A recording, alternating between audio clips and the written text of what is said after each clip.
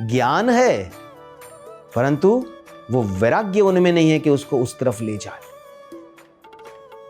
इसी प्रकार से बहुत सारी चीजों का हमको ज्ञान होता है, परंतु उस तरफ जाते नहीं है, उसका उपयोग नहीं करते, और फिर हम अपनी मनमति की भक्ति को बढ़ावा देते हैं, हमारे जीवन में लाते हैं, जो भक्ति हमको सूट करेगी। एक आदमी सुबह 6 बजे उठ जाता है, वो सूर्य नारायण को पानी डाल देता। अब मैं आपको बता रहा हूं, आप खुद समझ लीजिएगा इसको। एक आदमी सुबह 6 बजे उठ के सूर्य नारायण को पानी दे रहा, उसको 7 बजे ड्यूटी ज्वाइन करनी है। एक आदमी उसको 10 बजे ड्यूटी ज्वाइन करनी है, वो 9 बजे भगवान को पानी दे रहा है, सूर्य भगवान को। एक आदमी 12 बजे जाता है, वो 10 बजे दे रहा। तो कभी जानने की कोशिश की, ये जल देना क्यों सूर्य नारायण को? समझने की बात यहां पर ये। तो ज्ञान तो है कि देना है, परंतु समझना नहीं चाहते। अब क्यों देना है?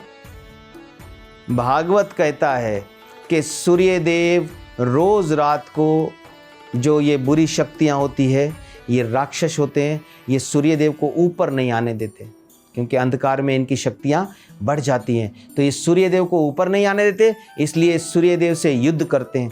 तो सारी रात और रोज,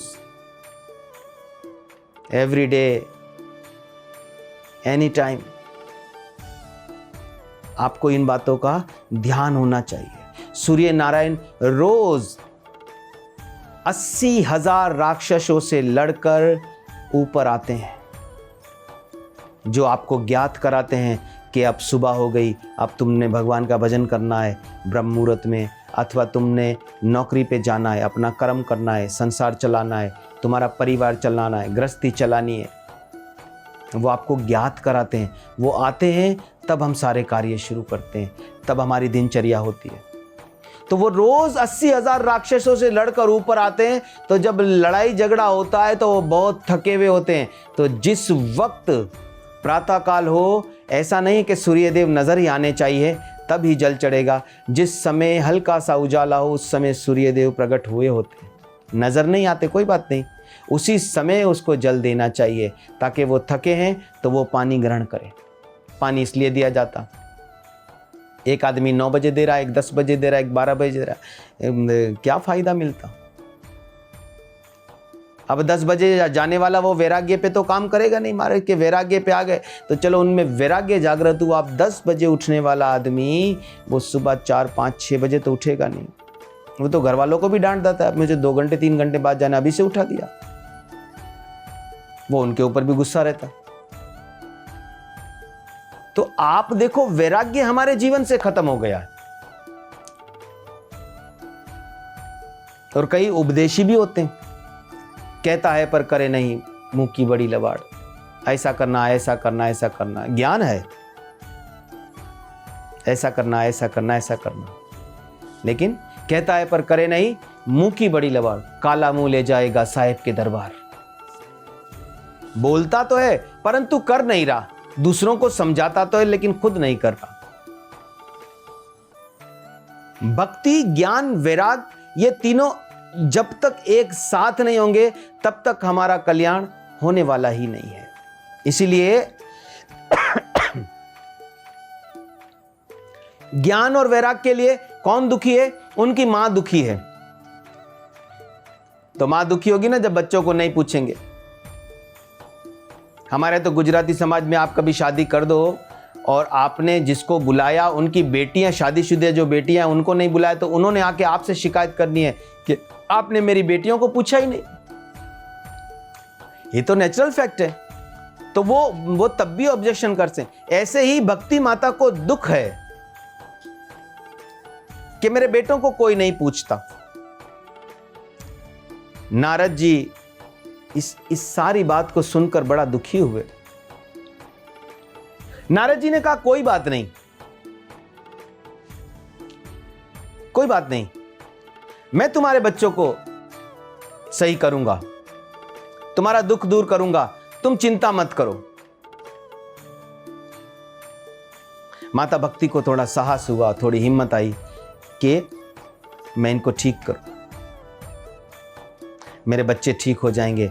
और एक संत ने कहा, अब संतों की भी बड़ी बात है। देखो यहां से अगर हम देखें तो नारद खुद भी संत है और खुद पहले कोशिश किया। नारद जी ने बोला, आइए मैं इनको कोई कथा सुना दूं। नारद जी थोड़ी देर कोशिश करने के बाद भक्ति से कहा, आप ठहर जाओ, किसी प्रांगत आदमी को लाना पड़ेगा। आप प्रांगत आदमी कहां से लाएंगे? ढूंढ रहे हैं, सब जगह पर विचरण कर रहे हैं। आप देखिए कि जब आपको लगे कि जो काम आपसे नहीं हो रहा, तो आप उससे अच्छा काम करने वाले, उससे बड़े काम करने वाले को ढूंढे, ताकि वो आपके कार्य को सफल करे, बड़ा कर सके। नारद जी चले गए घूमते घूमते सुखदेव गोस्वामी महाराज के पास।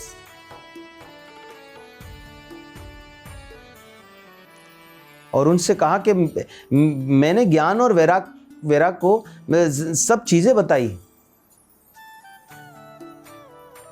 वेद सुनाए, भगवत गीता सुनाई, ऐसा भागवत कहता, लेकिन उठते हैं फिर गिर जाते हैं, उठते हैं फिर गिर जाते हैं। तो ये क्यों ऐसा हो रहा? भक्ति को भागवत का प्रचार, भागवत भक्ति को पूर्ण रूप से जगा देता है, और भागवत ही ज्ञान और वैराग को भी जगा के रखता। जैसे जैसे सुनते जाएंगे हमारे जीवन में वैराग्य आता जाएगा। भागवत हमको चार्ज करके रखता है।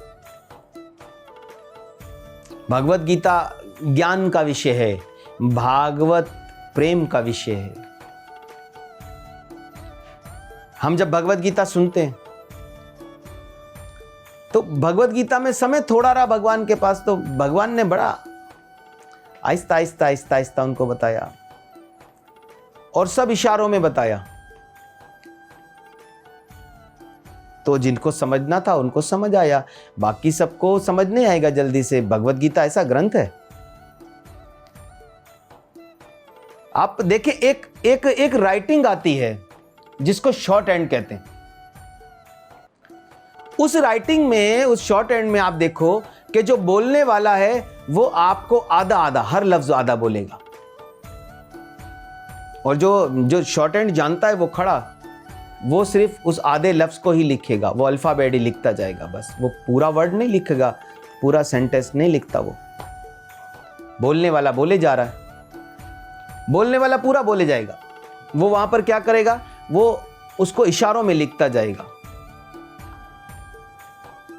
तो वो इसको शॉर्ट हैंड कहते हैं। और जब बाद में जो शॉर्ट हैंड जानता है वो उसका एक पूरा लेटर बना के लाता है, क्योंकि वो शॉर्ट हैंड जानता है। तो जो भगवत गीता जानते हैं उन्होंने तो समझा, अर्जुन ने समझा, लेकिन वहां पर अब दूसरे लोग नहीं समझते भगवत गीता को। ज्ञान है ना, ज्ञान फिर सबको समझ नहीं आता, फिर अपनी मर्जी के उसमें से मीनिंग्स निकालेंगे, मायने निकालेंगे। आपको भगवत गीता को समझना है तो आप भागवत पढ़िए, भागवत को सुनिए।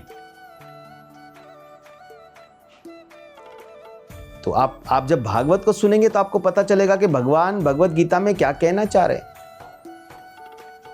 क्योंकि जो क्वेश्चन अर्जुन ने भगवान श्री कृष्ण से किए, वही क्वेश्चन किसने किए? उद्धव ने भगवान से किए। भगवान ने उद्धव को विस्तार पूर्वक समझाया भागवत क्या है।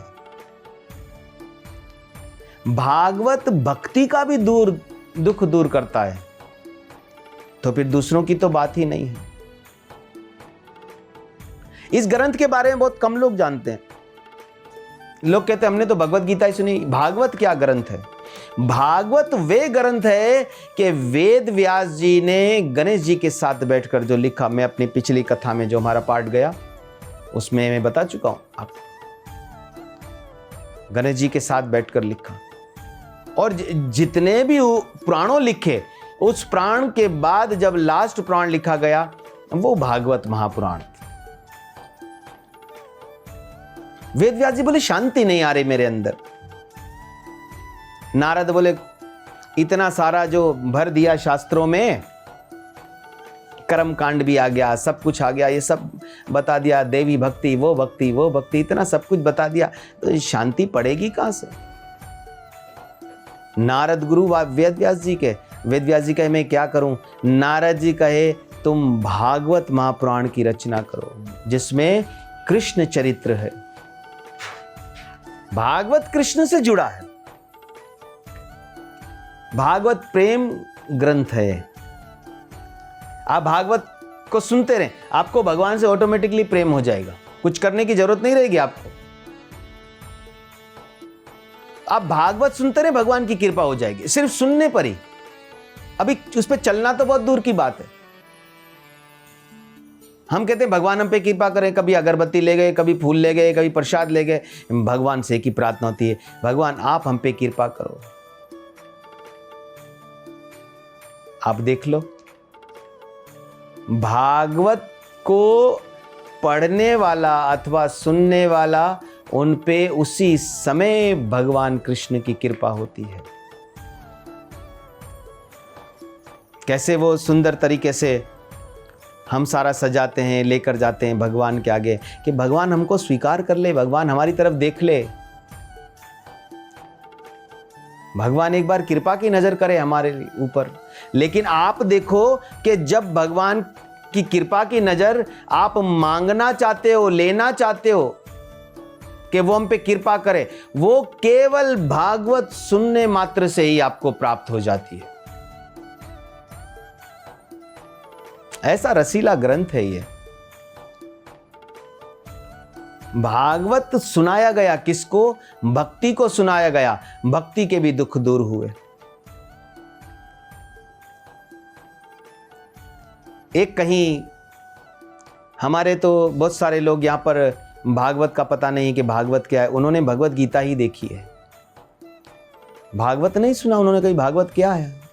ये तो हमारे संतों की बड़ी कृपा हुई, महाप्रभु की कृपा हुई, दूसरे हमारे परंपरा के और दूसरी व्यासपीठों के जो संत हैं उन्होंने भागवत का आश्रय लिया, भागवत प्रचार किया, जब जाके समझ आए कि भागवत क्या है। लोग ग्रंथों को सुनते हैं, भागवत को सुनते हैं और फिर भगवान की तरफ चलने लग जाते हैं, उनके हृदय में भगवान का प्रेम बढ़ जाता है। क्योंकि जब हम भगवत गीता सुनते हैं तो कृष्ण कहता है मैं क्या हूं, कृष्ण ये कह रहे हैं कि मैं क्या हूं, यही कहा ना। और जब भागवत पढ़ते हैं तो संत और भागवत कहता है कि कृष्ण वो कर सकता है जो संसार में कोई भी नहीं कर सकता।